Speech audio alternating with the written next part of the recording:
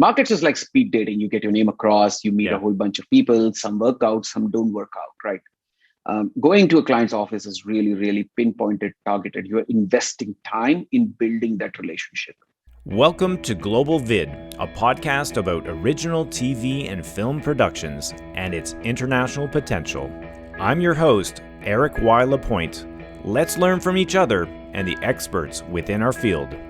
So welcome everybody to today's episode of Global VID. I'm really pleased to be here with Vivek Lath, who is with the company GoQuest Media out of India. How are you, Vivek? Doing absolutely fine. But why don't you talk a little bit about your role at GoQuest Media to introduce yourself to our audience today?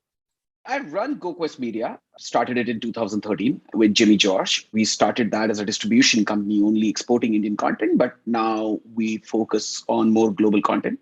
Out and out, our core strength is distribution, essentially monetizing rights of content coming from any part of the world and selling that to either broadcasters or OTT platforms in any other part of the world. So we're now a completely global distribution company, irrespective of where the content comes from. The focus is largely only on stories. I largely spend my time in building, the planning for the company, the strategies for the company, new initiatives. More importantly, working with individual team member and, making sure that they know exactly what they have to do, working with investors, finances, so forth. So I actually don't dabble much as part of my role now in sales. That's largely managed by Jimmy, but pretty much all the other management functions and expansion plans are something that I take care of now in GoQuest. So let's talk about your background. How did your career start? Because I know you studied in the United States. Yeah. So where did you think you were going to go in your career? Yeah, it's a funny story, Eric. Everyone asks me, looking at what I do now, thinking, I may have set my path many, many years ago and, I knew exactly what I wanted to do. To be very honest, none of that is true. Pretty much every change that I've had in my life has been out of luck or out of serendipity. Like most folks who studied in India at that time, for us, the option was if you've studied engineering, let's go to US, study there, look for job opportunities there, and find your way to settle there within the tech industry. I did my electronics engineering here in Mumbai, and then went on to get a degree in computer science, a master's degree in computer science from USC in LA, one of the top computer science schools. I was good at technology. I kind of liked technology quite a bit, but along the way, I learned about certain other career options. So decided to sort of explore them, move away from technology and, move to New York to try my hand at either consulting or investment banking. They were two very glamorous careers at that time. So again, no real plan. It was just, let's chase a little bit of glamour in life and let's chase a little bit of glory, working in investment banking or management consulting. So that's how it started. How long did that last? 2.5 years. Okay. I worked for a management consulting firm for 2.5 years. Did you enjoy it? Oh, yeah. I mean, to me, that was the best decision of my life because really my first job defined exactly how I think, what I think, and, how I function. To be very honest, the biggest thing that my first job gave me was a crazy amount of confidence. It was a small firm and the partners there had the habit of throwing, really young folks directly into fire. So here's me, barely a year into my job. I'm 24 and I'm presenting the sales strategy to the second largest CPG firm in the US. Wow. And it is scary. It is extremely scary. I don't know how many buckets of sweat I've lost before I entered into that room with the presentation, but it was trial by fire. So two things that I learned in my first job that have helped me all throughout my career now is number one, how to read numbers. How to think numbers intuitively and how to verify them from data. That's what we used to do all the time there. Look at retail data, figure out different strategies, whether marketing, sales, or any other mandate that was given to us. But in the end, it was very clear. Just look at the data, apply some right intuition, figure out what are the right stories you can build, what are the right strategies you can build for your clients. That's number one. And number two is communicating that extremely confidently. You build presentations over presentations. Your output is only presentations. Yeah. And you have to present those strategies in front of a whole bunch of people So for me, that first job literally changed my life and how I sort of dealt with the rest of the world. I mean, my confidence level was so high by the end of it. I could mail even the most successful people out of New York, request them a breakfast meeting and go and have breakfast. And when I would tell others, hey, I had breakfast with this person, how did you manage to meet this person? So it didn't look any difficult. All I did was send one nice email and the person agreed to meet. So the advice there is ask. Ask, just go in and ask. All they can say is no. Yeah. So that job really helped and that really shaped how I function. I mean, if you ask me what has been a primary catalyst for my success in the international market, it's of course that training I had at the job to be able to speak to diverse set of people, diverse set of clients with confidence, with data. And because it was US, it was cutthroat at that time. So you could deal in the international markets with very diverse set of clients from different countries because of the training I had back then. But 2007, I was forced to come back to India. My parents were not keeping well, and it was a time where I had to come back and take care of them. I started interviewing with companies here, and I interview with this company Tata Sky, which is a joint venture between the Tata Group and B Sky B from UK. It's a direct to home satellite television company like DirecTV or Dish Network back in the US. So I interviewed with them in the business planning role and the content acquisition role and new businesses role. Essentially, the role that I was given was to set up new value added services. So pay-per-view was something absolutely new to India at that time. And I was hired to set that up as part of the role and also do content planning. So that was really my first stint with entertainment business. I really had no idea about entertainment. I either wanted to be in tech or in retail or analytics. That's what I understood best. I joined because the gentleman I interviewed with and who I was going to report to also came from a management consulting background. That interview was very good. So I decided that my transition will be much easier if I work with this person because he'll understand me and I'll be able to understand him better. And, because we both come from the same background, it'll be easier to communicate and transition into the Indian sort of working style and working culture. So, one thing led to another. It was a good job. But then in 2008, end of 2008, after about 1.5 years, I decided to quit and essentially reached out to everyone I knew that, look, I'm looking for a new role. What is it that you have to offer? So this gentleman who I'd, connected for investments reached out and he said, look, I'm starting a film company. You want to come and run our international distribution? So I had no idea. I went and met them. They said, fine, why don't you come on board? You'll learn the business. I said, fine, let me just take this up. For me, it was honestly a stopgap. I really didn't want to stay and do that job for too long. So for me, it was only about a year and a half, 2 years max before I go back to entrepreneurship or technology. But I liked it. I really, really liked it. When you get into the thick and thin of the business, it's a different feeling. And quite honestly, I tell you, there is no other business has the kind of excitement you have in the entertainment business. And no other business would have the kind of action, the momentum and the action that takes place here.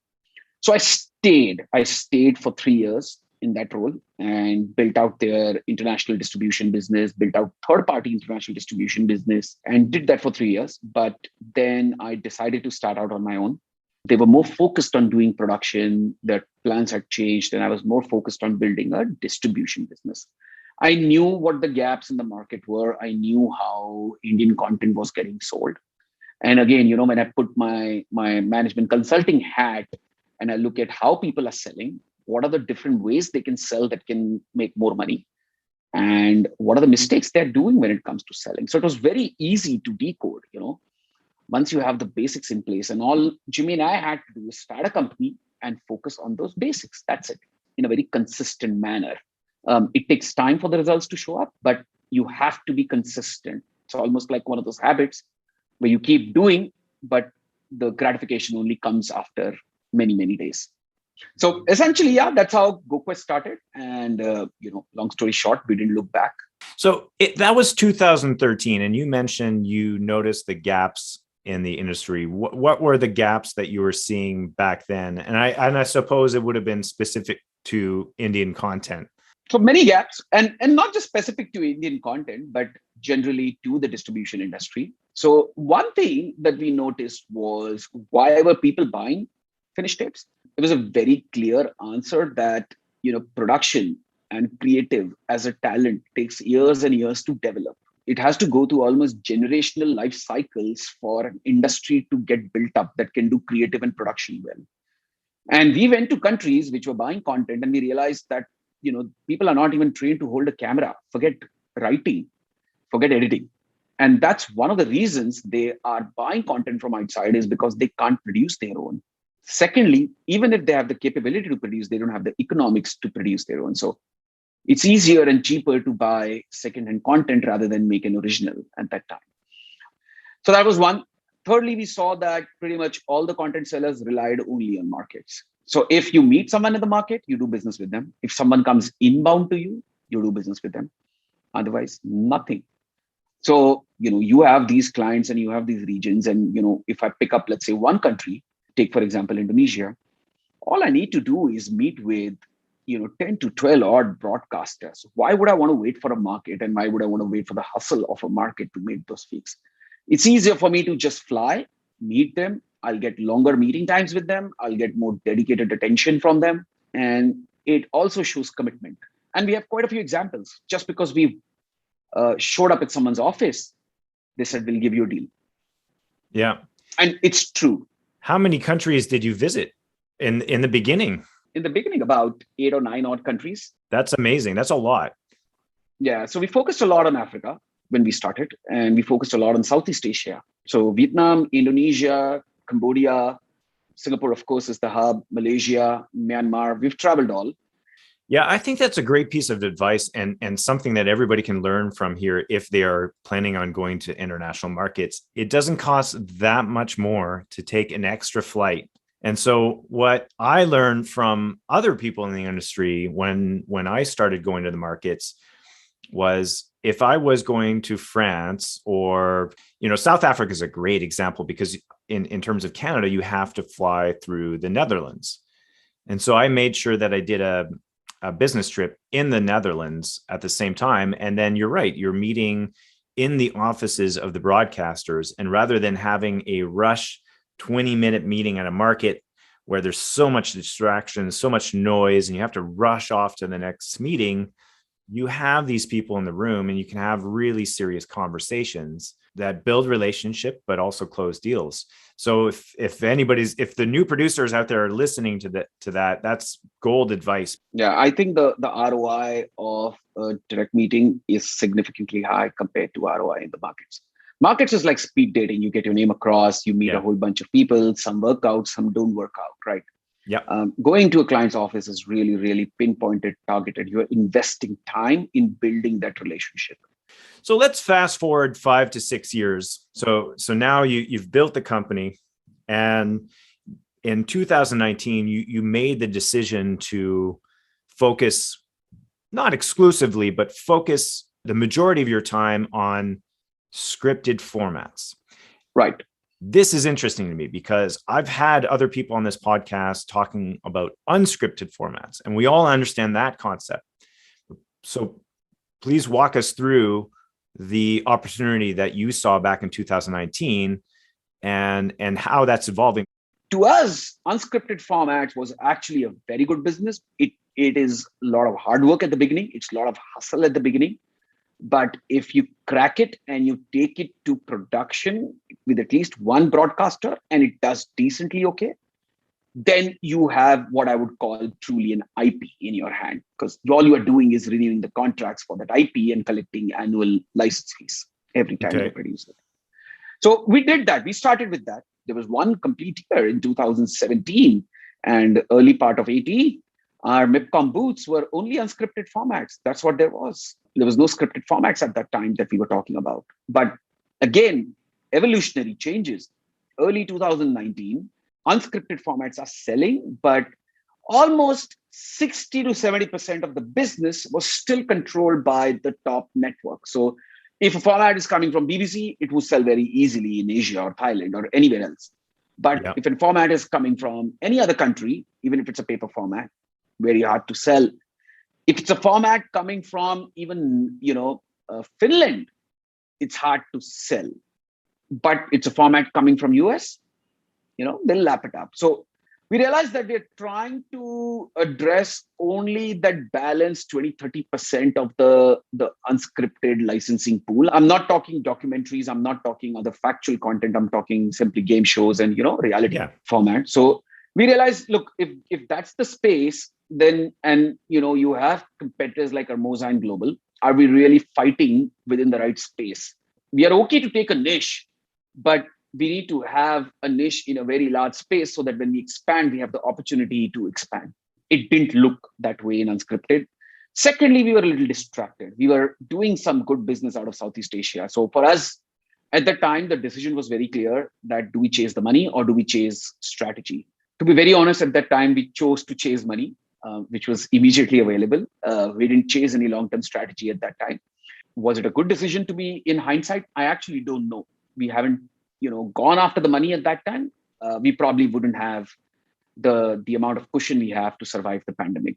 Is your company completely self-funded? It's completely. Wow. So basically you just built on the sales starting from 2013. Absolutely. There's been no external equity investment. We do take external financing when it comes to, putting money down for certain content deals, or we do take external financing when it comes to doing the financing side of our business. And I'll come to that a little later. Again, we know now that locally there's better and better productions being made all over the world. Right. So, I mean, that's an opportunity, but is there any challenges when you're coming to a market like the Philippines or Indonesia, as you mentioned, and you're saying, we've got this great scripted concept from the Ukraine or Poland? What's the challenge in getting that deal done?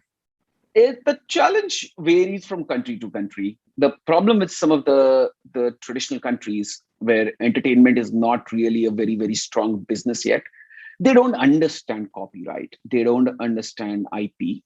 And for them, the value of a script is zero. For them, look, we are taking this script and we are going to produce it. So we are actually putting in the money. This is just creative. So for most people in some of these countries, they focus on tangible. So if money is spent on a tangible thing, it has value, but money spent on intangible doesn't really have that value. So for them, a script shouldn't have value unless it's made. So explaining that concept to them, explaining that, look, try and build a story from scratch, have fun. We in India have been making movies almost 100 years now, slightly over 100 years now. Even with so much legacy, there is no guarantee that a movie will work or any piece of content will work. So that's a difficult challenge to explain them, why this thing is of a certain value and why you should pay money for it. The other challenge is, again, like I said, another thing is a lot of countries, they don't understand copyright. So they sometimes feel it's okay for them to take the story, tweak it by, let's say, some amount and then redo it and call it their own story. It's not a very big challenge with most of the clients we work from because we work with more serious clients. The first challenge remains sometimes, what is the value I should give to your story? And why should any story command any value? So that's changing now, but it will take time. Okay. And the third challenge it is, of course, the whole IP challenge that everyone is going through. So you have the story owner who owns the underlying IP, but the producers who want to remake that are also demanding IP. Now there's a complete misunderstanding what IP means in this case. The original owner, of course, won't give remake rights for you to resell those remake rights. The remake rights belong to the original owner, and you are only licensing a remake. But most people think because they're spending, a certain amount of money on creating a content, they should also have the right to resell the remake of the newly made content. So it's a lot of education because most countries, the whole idea of remake is not well established. And I do remember when we spoke probably well over a year ago, there was a deal that you guys made in Indonesia where you had to go back to the creator to negotiate the remake rights. In fact, we have rights to a finished tape show, which was a remake of a Korean show. So we had inquiries about remake and we couldn't do the deal. We had to eventually go to the Korean folks and get a deal out of them. Mm-hmm. While it's actually very, very easy to work with the Korean companies, it's increasingly difficult to match their expectations now. So it was a tough deal at that time. Are you now seeing more competition now that you're getting into the scripted format space? Is there more competition coming up? There is definitely competition, but to be very honest, it's much lower than finished tapes. Okay, great. It's a difficult sell, but it's much lower from a competition point of view. So now that we're in 2022, let's talk about what you kind of now see for the future and the latest trends for distribution and where your company is going to continue focusing on. So 2022 for us is a very pivotal year. There is still an evolutionary time period which is yet to pass off when it comes to entertainment. I mean, we are still in the middle of an evolution. We are not at the end of it. And that is also one of the reasons there's very little predictability about where the business will go. So 2, 3 trends are very clear. OTT as a dominant delivery medium will continue to rise. For me, the difference between TV and OTT on one side is just, how they are delivered. Ultimately, they are both delivered to, viewing devices, whether TV or mobile. And the second thing is the audiences. There are traditional audiences who are most stuck to television programming because of the kind of programming is there on television. And there are more younger audience on OTT because of the kind of programming an OTT is producing. Otherwise, they're just different delivery mediums. I don't see a difference between them. But except for the business model, right? Like, how do you get around the OTTs are all asking for revenue share? And one of the things you mentioned to me was that, you don't necessarily accept revenue share unless you see that the stats are there.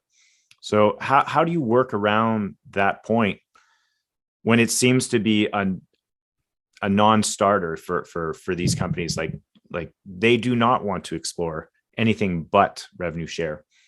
Oh, that's okay. We don't work with them. Eric, no, that's simple. very clear. It's very simple. I'll tell you why. I mean, it's a very simple thing. Folks who know what money they'll make are okay to make guarantees.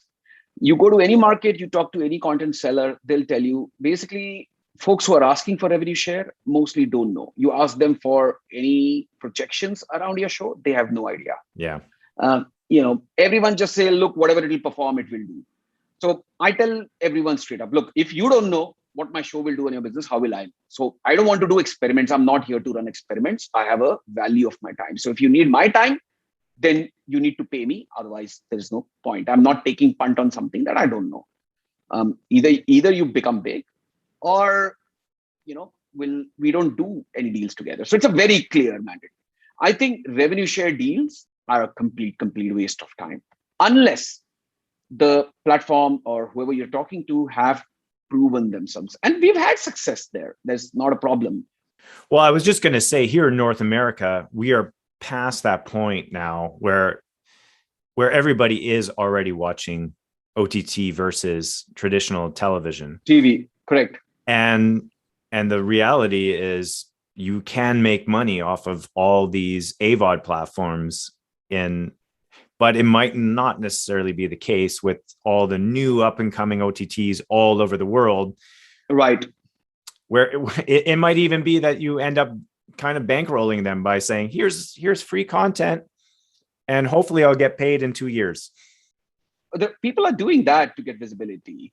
So here's the thing. I think a lot of it has to do with when you talk to the acquisitions guy and you ask them some probing questions, you get a very clear pattern. It could happen that I license a whole bunch of content, let's say, to a revenue share platform in Middle East. They may ask for Croatian, Ukrainian, Czech, whatever. But it's very clear that, yes, Turkish will work there, others won't work. So they could come and tell me, look, for Turkish content, we made so much money, so we can make similar money on your content as well. That's never the case. So when someone talks to me like that, I switch myself off. That they're just trying to BS me into accepting a deal. And I know of some very large platforms, even in India, who've done that. So much that the content sellers don't want to even talk to that content acquisition person anymore. If you make money, we are okay. For example, we made money, pretty much everyone is making decent monies using Amazon's Prime Video Direct model, which is a revenue share model. So now people are building strategies how to best utilize Amazon PVD. It's a win-win. Amazon doesn't need to pay license fee. We are guaranteed that, look, if we work with PVD, there is a certain minimum amount of money we'll make. So there is a certain amount of control we have. We don't have to depend on the Amazon programming manager to decide whether this content is, worth licensing for them or not. And what are the other ones that stick out to you as worthwhile? YouTube. That's about it. But have you had like discussions with like in the US, have you had discussions with Pluto and Tubi TV, for example? Oh, we've had those discussions. We were very interested in doing a deal with Tubi at that time, but they were also not sure of the projections of what it will come to. And eventually, I think they got sold last year. To Fox. The key is simple. You give us that confidence that this is the money you will make. Worst case, best case. Give us some benchmarks. Let us make the call. And we are happy to work with revenue share platforms. They just need to be less BS and more accurate and transparent about what money it can make. The problem is 90% of them are lying. So the other 10% will be looked upon in the same way. That's unfortunately true. All right. So what's next now for GoQuest Media this year? A lot of things. In fact, what we've done during the pandemic is we took a conscious call to just rehaul the company culture, the company processes, systems, how we function as a remote work, as a more process-driven company, and essentially ready ourselves for scale for the future. All throughout this time, we've been doing that. If you ask internally, everyone thinks we are partially a tech company now because of the amount of software tools and automations we use across the board. So that's about the structure of the company. We did that over the last 1.5 years and got it ready for the right scale with the right tools and systems in place. So lean team, but high impact team is really the culture that we are going with. So that's number one. This year, we have plans to expand our distribution business. On one side, we have our global distribution business. We are going to be expanding that significantly more. One reason being, the whole trend of scripted formats. And on the other reason, we see a lot of consolidation in the distribution business also. With the idea that there'll be, so we also see that our access to supply will become much easier and much more as we go forward in this year. So we see that our distribution business to actually go fourfolds from what we were today. So it's a pivotal year actually for us, coming out of pandemic and coming out in a stage where there is lesser competition because of consolidation, but doing business is equally harder.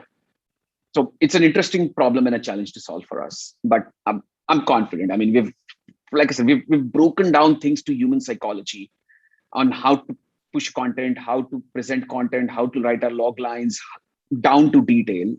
It's crazy. I probably would be running an enterprise software company. I'd probably be valued at more than $1 billion if I use the same principles there. But you chose your passion. We already talked about that. I chose action, and I somehow threw technology into it. So I'm dabbling with both my passions. And sometimes, folks at the company feels, are we an entertainment company or are we a technology company? I think Vivek can't decide. Let's decide for him. So distribution is, of course, one of them. The second piece that I'm personally spending quite a bit of my time on is the entertainment financing business. I think we touched upon it. We spoke about it very briefly back in Miami when we had met. God, 2020, January of 2020. That's a long time ago. A long time ago. But yeah, it's an exciting business. I personally love that side of the business more so. So what we've been doing for the last 4 years is, in a very ad hoc manner, we've been discounting Netflix contracts.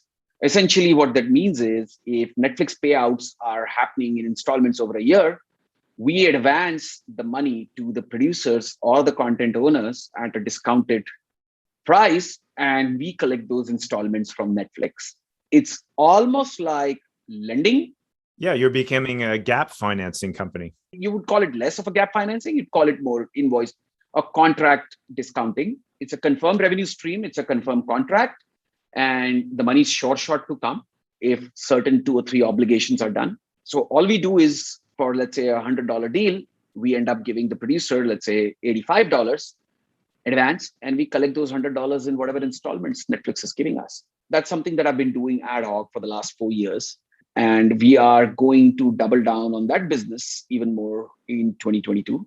The other thing that we will sort of expand on doing within the financing side is explore other financial structuring on the production side of the business. So we've been talking to producers in various countries, broadcasters in various countries, and like you said, the same gap financing, but something that can be underwritten using our distribution muscle. Something as simple as, hey, here's 20% of your production cost. Your global distribution stays with us, right? And we go and try and do pre-sale deals, or we go and try and do licensing deals. So that 20% we enter in at the beginning is more like an MG, but we own a share in the IP. I mean, there are multiple creative structures of production financing that you can put together in this space. And so 2022 will focus more on less riskier financing models, where the risk is collateralized, or there's a confirmed recovery pattern, which will eventually move, depending on how we see the business growing, into slightly more riskier models, which is actual production financing without really having a confirmed contract. I'm enjoying that part. I find myself to do a better job there than as compared to creative. Jimmy does a better job when it comes to creative. And both those business sort of tie in with each other. So what I do in financing fuels products for distribution. What we do in distribution brings deals to the financing business. So they both align with each other and they both fuel each other. So it's an interesting sort of pairing. So Vivek, thank you so much for spending your evening with me, my morning, and explaining to us, what's kind of new in distribution, at least for GoQuest Media, and also your passion for focusing on scripted formats. Thanks a lot for all that information today. Always a pleasure, Eric. It was fun seeing you after so long. And that concludes today's episode of Global VID. Thanks to our guest Vivek Lath of GoQuest Media. And as always, thanks to our editor Nicole Almeida and our theme song composers Amber Goodwin and Aaron Ross. See you next time.